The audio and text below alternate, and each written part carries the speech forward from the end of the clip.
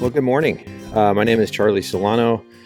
I am the owner of a company called Chief Leadership, which is a company that helps public safety leaders survive and thrive in their careers. I also work for a fantastic company called Embassy Consulting Services.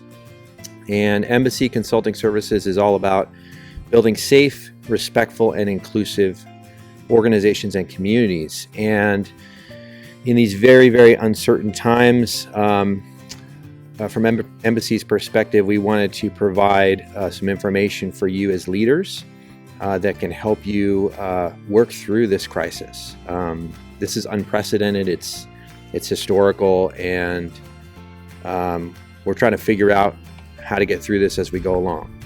So I wanted to offer today some tips for leading through a crisis, because this is a crisis. And obviously, once we get through this, as leaders, you're going to deal with crisis all the time, small and large. And how do you do that? How do you work through that as a leader?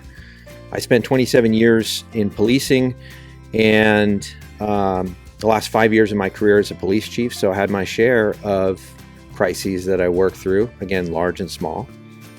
And I learned a couple things, and I want to share some of those tips with you today.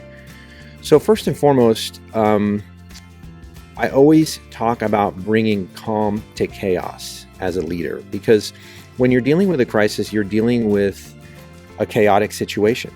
You know, things are uncertain, things are chaotic. People are anxious, they're nervous, there's a lot of fear. And when we're talking about leading people, they want you as a leader to project a calm demeanor. You know, you need to be that calm in the storm. And even though you might be feeling anxious inside and you might be feeling fearful inside, that's normal.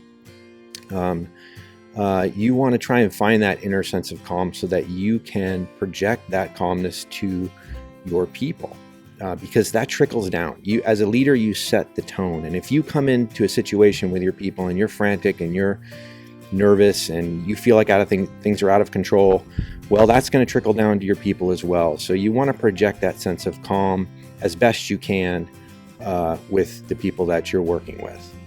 The second thing when leading people through a crisis is you have to communicate. Communicate. And as we see right now in this world and in this country, when we're dealing with a lack of communication or miscommunication, it causes chaos, it causes panic, and people will fill that vacuum with bad information and bad facts. And so as a leader, when you're dealing with a crisis, you want to get the facts, communicate those facts clearly to your people as much and as often as possible. Again, that will kind of work with bringing that sense of calm, right? If you communicate, you give them the information that they need, it's going to help with that, working through that crisis to get to the other side. And the last tip I'll give you is certainly as a leader, your fundamental job is to serve and take care of your people and to accomplish the mission. But what happens is leaders, we stop taking care of ourselves. And I experienced this myself, and there's consequences to that. And maybe you've experienced this as well, where you forget to take care of yourself. And especially in these times where, you know, I know of many leaders out there who are working 20-hour days. They're barely sleeping. They're not eating right. They're certainly not exercising. And that will take its toll.